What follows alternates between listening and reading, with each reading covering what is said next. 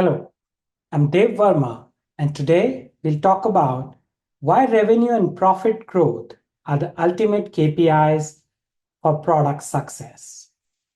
Let's start with a brief introduction.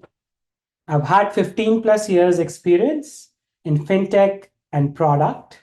I'm a resident of New York City, a Cornell MBA, and have had the privilege of working for large multinational companies like American Express and eBay, and I've also founded and scaled startups. This has enabled me to lead businesses across North America, Europe, and Asia, and I'll try and bring all of those experiences to the discussion today. Peter Drucker has said, profit is the applause you get for taking care of your customers and creating a motivating environment for your people. So a company that's profitable and is seeing profit growth gives you an indication that they're doing well on both those accounts and taking care of their customers as well as their employees. Let's see how.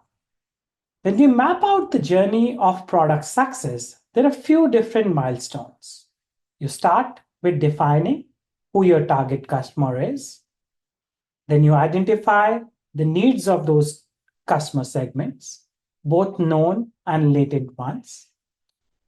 You next build products and features that successfully meet those needs. And then you engage and make sure your customers actually buy your products. And last but not the least, you monetize so you are generating profit. Rinse and repeat a few times, and you already have a product and a business that is successful. Let's understand this by taking an example of 5 hypothetical companies: Alpha, Beta, Gamma, Delta, and Epsilon. All of these companies do a good job in the first step. They identify their target customers. However, only 4 of them, Beta, Gamma, Delta, and Epsilon, are actually able to understand all of the needs for these customers. Amongst those, only 3 of them, Gamma, Delta, and Epsilon, build products that meet those needs in a successful manner. Only Delta and Epsilon are able to sell to those target customers so that they purchase their products. And only Epsilon is able to do all of these steps end to end, from identifying customers to understanding their needs, building products and features, selling it to the customers, and most importantly, monetizing. Which of these businesses do you think is going to be successful in the long run? More likely than not, it is going to be Epsilon. Let's see why. Financial success validates that a business has not only achieved product market fit, but it is also sustainable in the long run. Revenue and profit power the flywheel of growth. Let's see what that is. Revenue and profit lead to investments in research and innovation, understanding customer needs, understanding what features are popular and what are the ones that are not, understanding what the new developments in the market are, and then innovating to make sure the features that you're coming up with are actually driving value for the customer and are driving your business forward. These insights, in turn, then allow companies to test and learn, to do A/B tests, to launch new features, go to different focus groups, and thereby identify what are the product features that they should be prioritizing and launching for their customers. By doing this, the product leader is able to make sure that they are powering this flywheel, because new products and features then lead to further revenue and profit growth, thereby maximizing this cycle and this flywheel. Jack Welch has said that strategy is simply resource allocation, making clear cut choices about how to compete. Because you cannot be everything to everyone.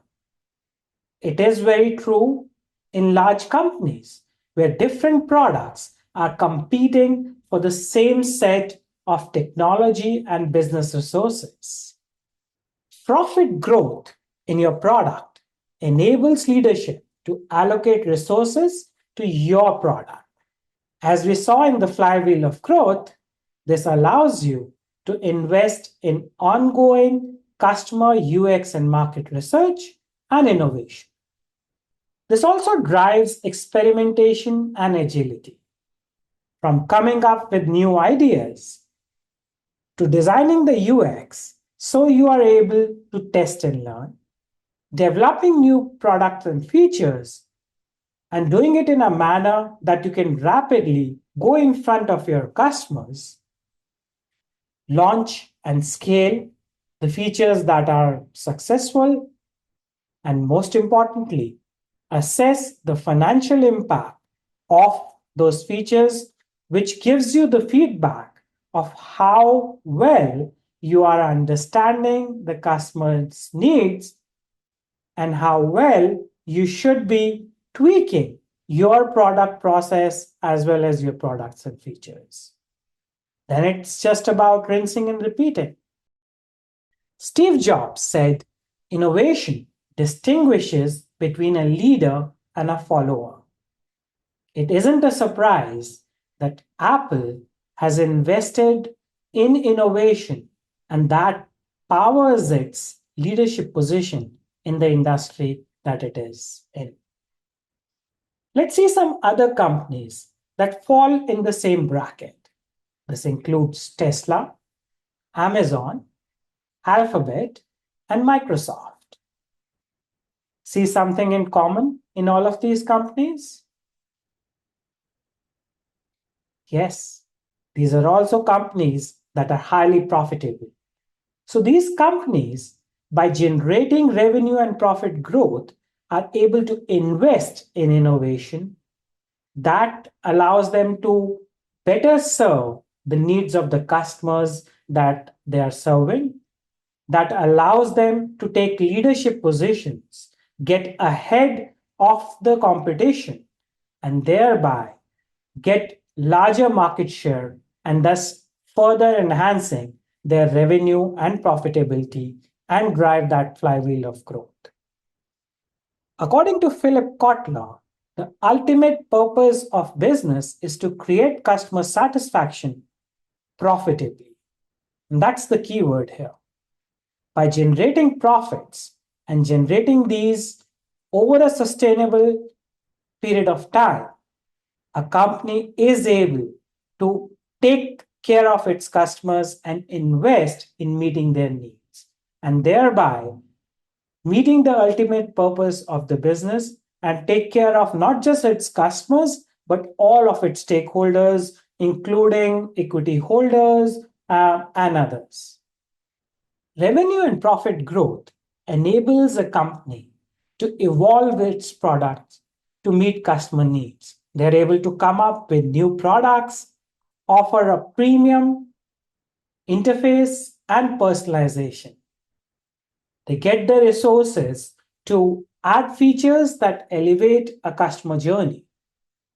And they are able to make sure they are able to provide the support that customers need post-purchase, thereby building a loyalty cycle. A company that I saw doing this phenomenally well was Amex. Because we were a high revenue and profit growth company, we were able to create those premium experiences, come up with innovative products, and hit the ball out of the park in the way we took care of customers, provided support, and thus building both a strong brand as well as loyalty from our customers. Profitable companies also take care of their employees. They offer above market compensation, attractive benefits, equity and stock options. This one was a game changer for me when I moved from financial services to tech at eBay because a fair portion of my compensation came in from equity and stock options. These companies also invest in training and not just training you on the job, but creating a culture and values.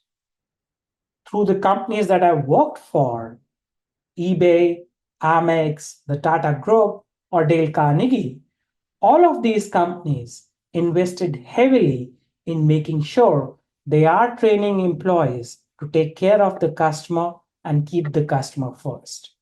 And the only reason they were able to do all of this was because, you guessed it, they were profitable companies. American author Robert Greene has said there is no coincidence that stability brings success and success brings stability. And what is success for a business or product? Success for a business or product is revenue and profit growth because that's what enables the company to provide stability to its employees, provide stability of being in the market so that the customers trust that they can, over a long period of time, take care of the customer needs and drive that flywheel of growth that we talked about. Confucius said if a craftsman wants to do good work, he must first sharpen his tools. I have shared with you thus far why, as a product leader, you need to make sure that your product is powering revenue and profit growth.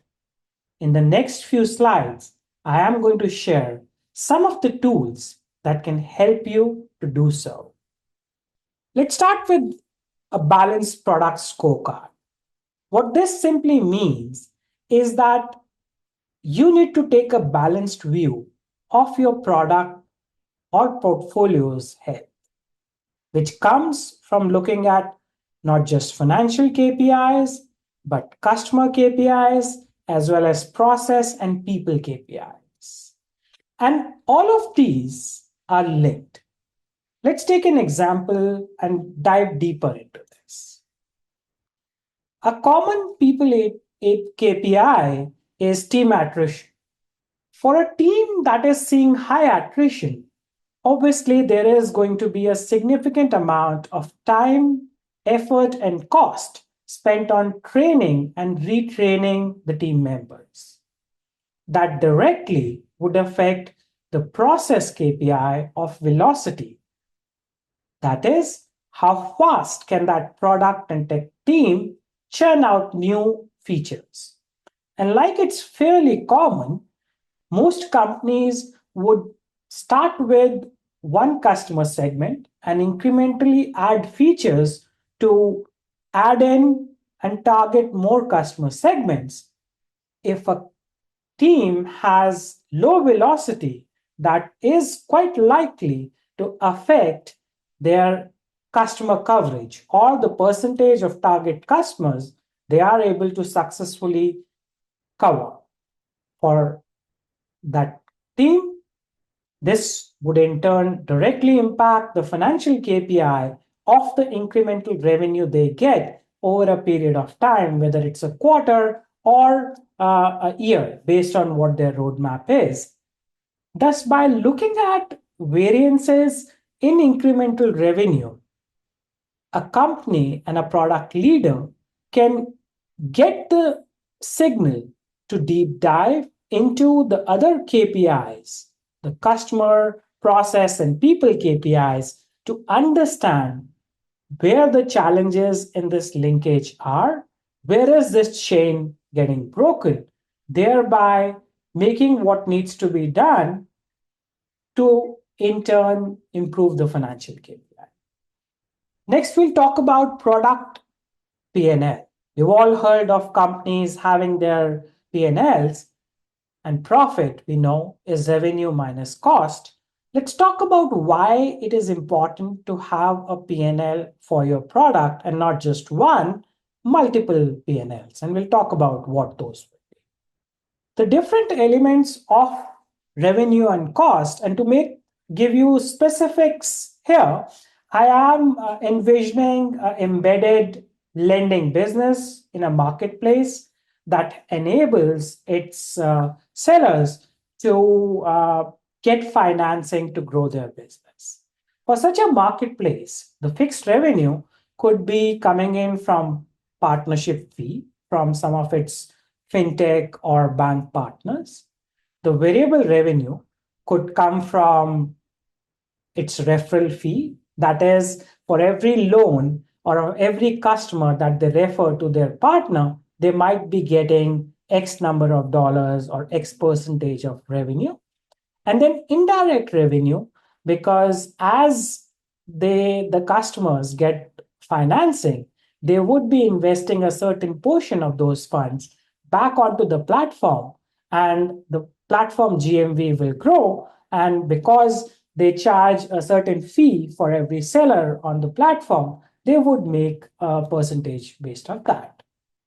Now, on the cost side, their marketing cost to send emails, direct mails, messages, phone calls if required to their customers. There would be headcount costs, both for engineering, that is tech, and non-tech, including marketing and other support functions like finance. There would be typically a cost of payments, because for a marketplace, whenever you process every dollar that of GMV that flows through the marketplace, there is a certain expense you pay to the payment processor. And then there is an infrastructure cost of maintaining the platform. By clearly understanding each of these costs and revenue items and allocating them appropriately to your product, you can understand what's the profit contribution to your company that your product or products is making. And not just that, you should create multiple P&Ls. So create a different P&L for each geography. Let's say you are present in 5 geographies. Make sure you're creating P&Ls for each of those geographies, because there are certain costs that might be incurred in geography A. Let's say geography A, you were sending direct mails, whereas in other geographies you were not. Or by partner, there are certain fintech partners that you would be incurring a specific cost, or you're making revenue that other partners are not providing, like let's say a fixed partnership fee. So you should be making a P&L for each of those partners to understand what their profitability is. And by customer segment, let's say you have small, medium, and large customers in that on that platform. Try building a P&L for each of those customer segments, because your revenue and costs might vary based on different segments and how much they contribute to buying your product. This then allows you to understand which the profitable segments are. Thus, you can double down on those segments, or you could try and go back to the drawing board on how best you can meet the needs of certain other segments which are not that profitable. Other tools that I just wanted to share for your reference is business cases. So every time you are asking leadership to invest in your product or product line, you would create a business case and clearly lay down the expected returns and how well the product and features that you're proposing to launch align with the overall framework and strategic goals of the business. Forecasts. You want to make sure you're balancing the products and features you're launching with the projected demand based on the insights and customer research and market research that you've found. Not just that, market conditions change a lot. Over the past 3-4 years, the lending market has seen a varied demand post-pandemic.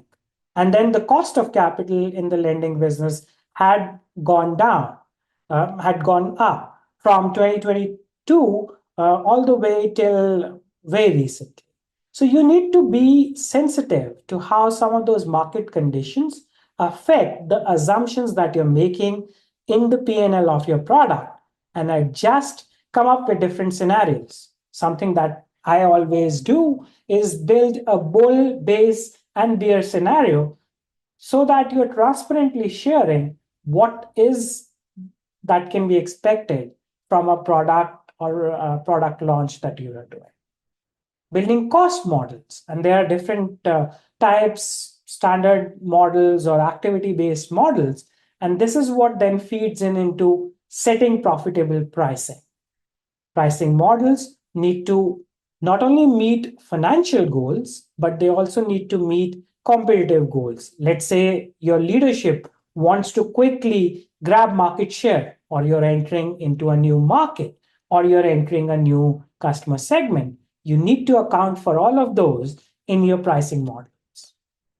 As we come towards the end of today's session, I just want to leave you with some next steps. Meet with teammates from your finance team. Show them your product P&Ls. Ask them for feedback. Invite them to your product reviews.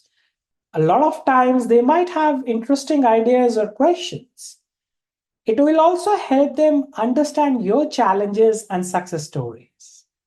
Collaborate with the finance team to build forecasts and deep dive whenever you see variances and the results of the experiments that you do. Sometimes the finance team might be more open to those experiments and investments as you might not expect. Try it out. And you should always keep your executive leadership in the loop throughout the year, not just during budgeting and planning. Try and understand what their key priorities are and how your product can best meet what their expectations are.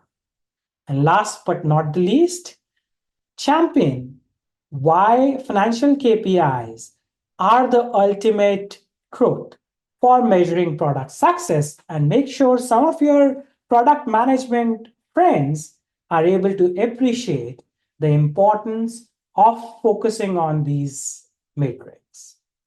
Thank you. I would love to stay in touch. You can either scan the QR code or refer to the profile link at the bottom to connect with me on LinkedIn. Have a wonderful day, and thanks for your time.